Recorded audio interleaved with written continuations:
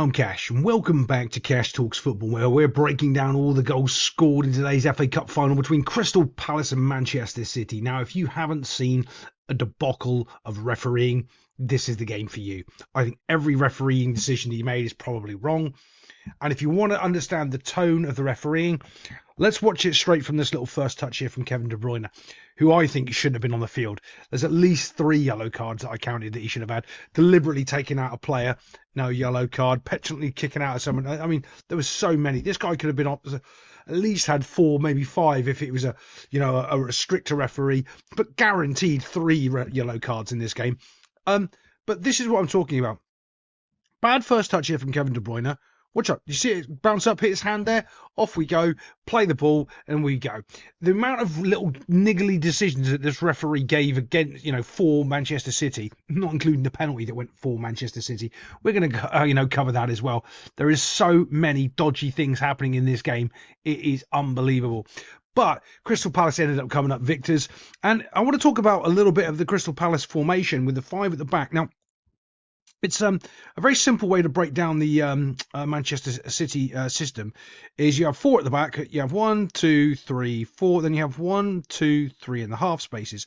So they can't play these balls into these little half spaces that they're looking to do, because there's always a player doing it. Now, subsequently, the other way of doing it is basically what Crystal Palace do is play with 5 at the back, 1, 2, 3, 4, 5, and then have 3 in midfield, and the midfielder just tucks back in on each side at any time needed. Now, the point of playing with the 4, then you'd have your 3, and then you have 2, and then 1 is you'd be able to knock it up to the big man up top or any player into his feet, and then the 2 spring and counter attack. Crystal Palace play a very, very, very similar system to what's the textbook definition of how to beat a Manchester City set-up formation, and they did it and executed it very well.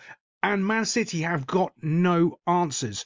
One of the most annoying things that you hear, well, for me anyway, someone who's been coaching as long as I have, is people talking about the Pep Guardiola system. It's not the Pep Guardiola system. If you are listening to a commentator, an ex-football player, somebody on YouTube saying that this is the Pep Guardiola system, don't watch them. Their IQ is below a normal house cat. This system has been played since the 1960s. The fact that they're calling it the Pep Guardiola system means they don't know anything about shapes system. They couldn't tell you the difference between a formation and a shape. They don't know anything about football. This is not a Pep Guardiola system. Is Pep Guardiola playing it? Yes. Did he invent it? No. Is he close to inventing 5% of this? No. Not at all. This has been going on forever. The only real difference with Pep Guardiola and all the other people that have done it before him is he's got better players than everybody else that's tried it previously. And you can go back to South Africa with the Corver coaching, which of course no one's ever heard of, because that would require someone actually knowing something about football other than the league in England. But they don't know anything. Even though Ajax and total football started in the 70s and in the 80s, I mean, there's so much football history that the people have been trying to do, almost identical systems, 92% of what Pep Guardiola is doing, and then they've made little tweaks. And that was in the 80s, in the 70s. So when you listen to a moron saying it's the Pep Guardiola system, it is not.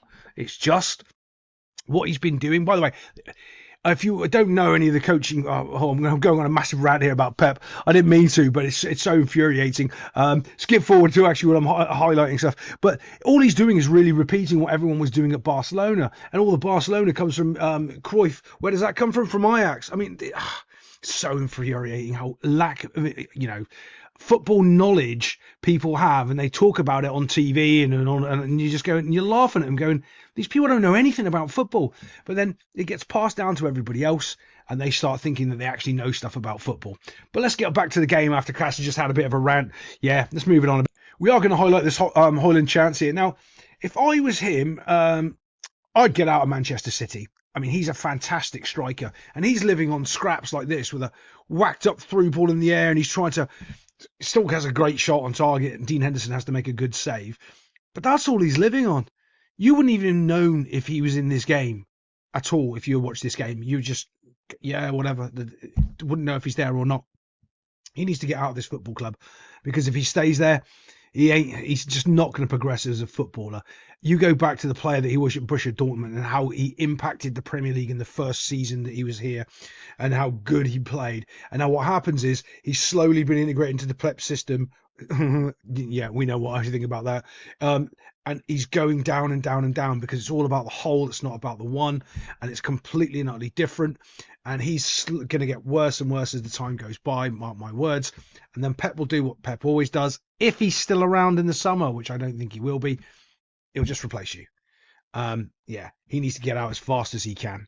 But let's move it on. Okay, this is the actual textbook way to beat Pep Guardiola. God, it's ingrained in my brain into to this high pressing system. When you're trying to do pressing in the into their attacking third. Oh, sorry, your attacking third, their final third, sitting there putting pressure on the back four. You just go over them. You just go bypass their whole team. And what you're doing then is you're not trying to knock it on, you're trying to knock it back. And just like I talked about earlier, this ball goes. This is what you're looking for. You're looking to have 1, 2, 3. They're a little bit too far away for my liking, but that's okay because they're on the move and they're running. And all he's doing is looking to knock the ball back. And then you've got left or right, which is running into the wide areas. Now, the reason why this is so effective is because when you're high pressing up the field, you've got more numbers up there. Your left and your right back are normally the ones that are exposed, and they've gone. So all you have to do is knock the ball backwards. Now, you see, what they'll teach you in a lot of is this guy needs to hold the ball. No, he doesn't.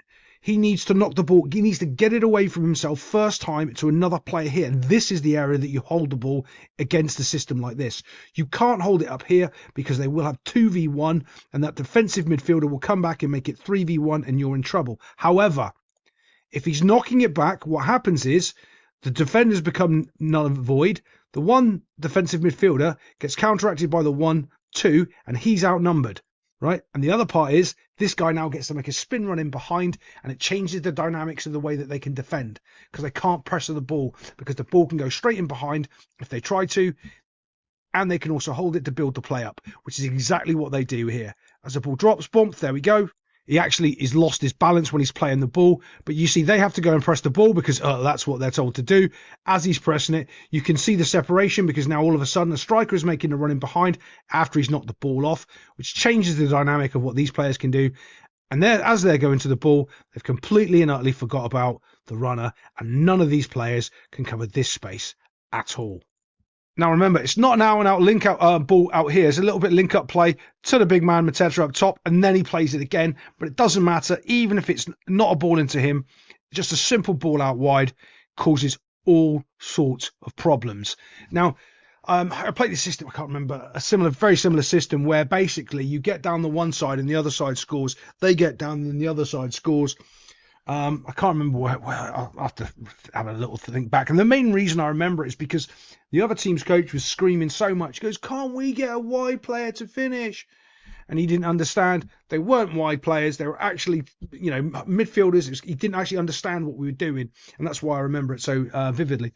But here, they're so focused on the ball. Defensive midfielder doesn't track his runner, isn't going. Centre-backs aren't really interested because, well, they're not really interested in defending properly at Manchester City anyway. So when the whip ball comes in, bosh, there it goes into the box and no one in City knows what to do. That's how you get at a team like this. You counter-attack with them at pace, 1 or 2 touch into the space, and they've got no time to respond whatsoever. And from then on, Crystal Palace just had to sit.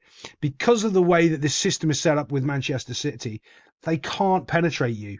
They can't get in behind through you. They just have to do the same sort of thing. And if it comes down to numbers in an area, and if you've got the same amount of numbers that they do in that area, they can't create an overload because there's no space for it. And they don't all they had to do to really beat Manchester City was to drop Haaland 10 yards, top of the 18-yard box, play the ball into his feet and just keep shooting from outside the 18-yard box. Even Kevin De Bruyne could have had a field day.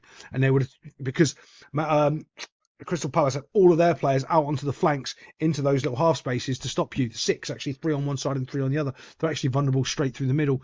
But, of course, he's not going to change or understand that. But let's move it on because we've got some controversial decisions to talk about. From this view here, though, this is a perfect example for you to actually see what I mean. Look at the how much space is actually open. I know there's a player there for Crystal Palace. This is where all of the Manchester City players are, almost in a, like pressing the ball here. And that's how dangerous that one ball is to a player behind, knocking it down and then playing it off to your runners really is against a team like this. They're just so exposed. Okay, this is 100% a red card, 100% a sending off, stopping a clear and obvious goal scoring opportunity. It doesn't matter. There was a time gone by when there was a rule, I don't know when they changed it, probably 20 odd years ago, when if your feet were inside the area and your hands were outside the area with the ball, it wasn't a handball because your feet were inside the area. It's no longer, that's not the case. But this is definitely a handball. The fact that this goes down to the quality of refereeing and why it's so poor, and you can't trust anything that they do, because this is a red card. As much as Crystal Palace fans want to say, oh, it's not, it is. Well, I know it is, and you know it is. This is a red card. This is a handball. It's not given. Now, this is the more worrying thing. There's people's job it is to look at that and say, has he handled the ball? The answer is yeah. Is he outside the box? Yeah. Is he the last man? Yeah. Is it a red card? Yeah. It's over. Like, there isn't, oh, he's covering or doing whatever. No, he's the last man. If he, I don't know who he is about there, then he's not the last man. He's not. He's behind the ball. He's behind the line of scrimmage. It's a red card. And the officiating lets it go. But don't worry. They're going to make not worse, just as bad decisions in a minute for Manchester City. When I saw this in real time, the first thing I just knew it was a dive. I knew it wasn't a penalty because of the way he went down. Right, the way that this guy was here, look, bump, he's buckled his knees and fallen down. I don't even think there's any contact. But let's go look at it from the other, from an angle, and actually have a look at it, and let's try to break it down, because I don't think there's any contact. I think he touches the ball. Let's see if I'm right. Okay, so all you need to know if he touches the ball is, does the ball go that way or that way? If it carries on forward, it doesn't touch the ball. If this foot touches it and makes it go that way, he's touched the ball. Okay, let's move it forward. Where's the ball go? Oh, the way that the guy's defender's foot's pointing?